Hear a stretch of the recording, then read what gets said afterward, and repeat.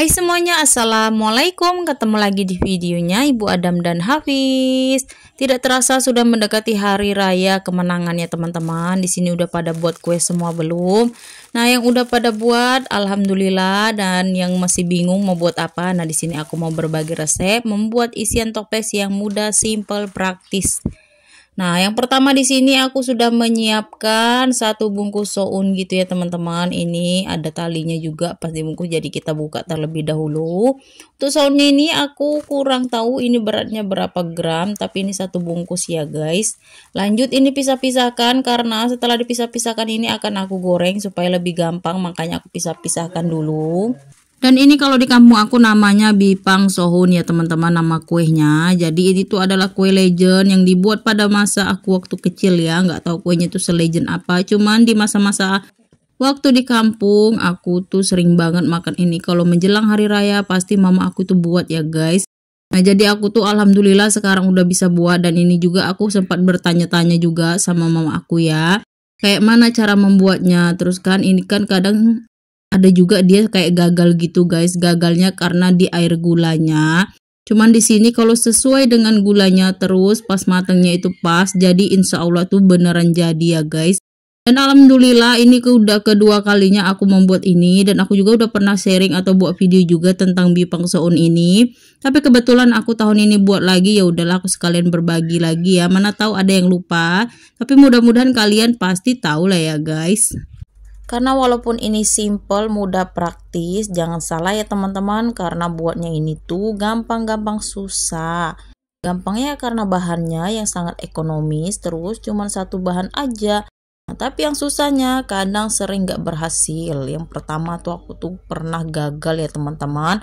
Gagalnya itu karena dia gak lengket sama gulanya, dia tuh kayak gerai, kayak hancur gitu. Jadi otomatis kebuang teman-teman, jadi mubazir kan, karena dimakan juga rasanya tuh nggak karu-karuan gitu guys. Nah disitu awal pertama banget aku buatnya, tapi alhamdulillah kali kedua aku membuatnya berhasil, dan ini alhamdulillah juga kali ketiganya aku membuat, insya Allah berhasil juga. Oh ya teman-teman, jangan salfok sama kuali aku yang sangat black ini ya guys, tapi insya Allah ini bersih. Karena sebenarnya kuali ini memang udah lama banget, ini tuh warisan dari adik ipar aku ya guys. Jadi aku tuh karena ini tuh nggak lengket, jadi tuh multifungsi banget, bisa dipakai untuk menggoreng, untuk memasak, pokoknya bisa banget deh guys. Oh ya, di sini menyiapkan air gulanya, aku pakai gula sebanyak 300 gram. Kita lelehkan hingga dia menjadi karamel sebanyak 200 ml. Kita masukkan secara bertahap. Karena kalau kita nggak pelan-pelan takutnya nanti berasap, dia meluap gitu ya guys. Jadi terus api kompornya juga kalau kita mau masukin air ke dalam gula yang sudah menjadi karamel seperti ini, apinya dikecilin kecil sekecil-kecil mungkin supaya dia tidak mengeras. Jadi dia pas kita masukin air dia nggak seperti meluap gitu.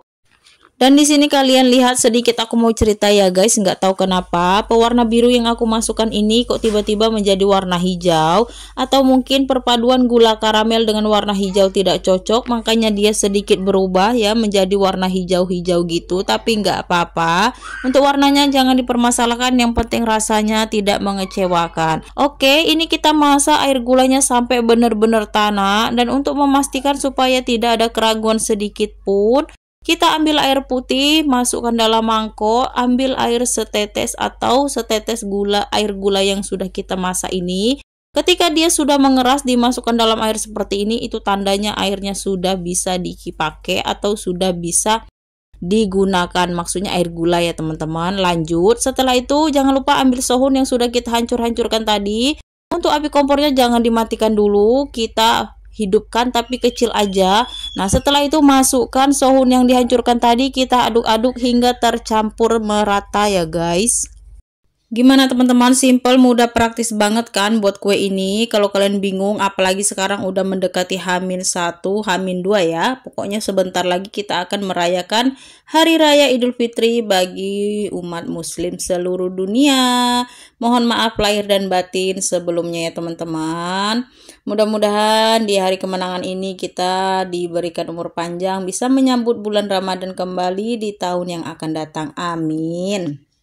Dan video ini tuh aku ambil seminggu yang lalu ya teman-teman, tapi baru sempat ngeditnya. Karena setelah membuat video ini aku melanjutkan membuatkan pesanan kue lebaran untuk hari raya menjelang H-1 H-2 ini teman-teman. Karena sebenarnya nggak ada niatan kemarin mau open PO kue gitu, karena memang nggak ada update-update untuk open PO. Tapi karena teman-teman aku yang udah pernah pesan kue sama aku di tahun yang lalu, dia minta pesan lagi. Sebenarnya agak ragu menerimanya, banyak pertimbangan ya guys, tapi bismillah aja, ya udahlah aku terima, mana tahu memang ini adalah rezeki, jadi nggak boleh ditolak mentah-mentah, harus kita terima dengan lapang dada. Oke, lanjutlah kita kembali ke topik pembahasan. Ini udah hampir selesai aja kue bipang sohunnya. Nah setelah dia diaduk tadi tercampur rata, ini pindahkan aja ke nampan atau ke wadah yang kira-kira cukup untuk bisa kita buat untuk mengeraskan si sohunnya ini ya teman-teman. Nah untuk mengeraskannya itu cukup sampai dia memang benar-benar keras, karena nggak butuh waktu lama ya menurut aku. Tapi kalau dia udah dingin memang udah langsung mengeras. Setelah mengeras ini kita potong sesuai selera aja ya teman-teman.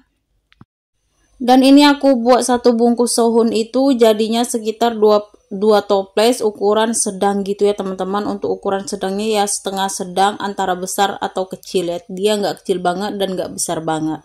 Nah oke, ini udah selesai aku potong-potong, kurang lebih seperti inilah tekstur setelah menjadi ya teman-teman. Dan rasanya tuh gurih, renyah, pokoknya kalau yang pernah makan ini pasti enak ya. Nah sekian, terima kasih, sampai sini dulu video kali ini, karena berhubung lagi puasa aku nggak sempat menyicip. Oke, sampai ketemu di video selanjutnya. Wassalamualaikum.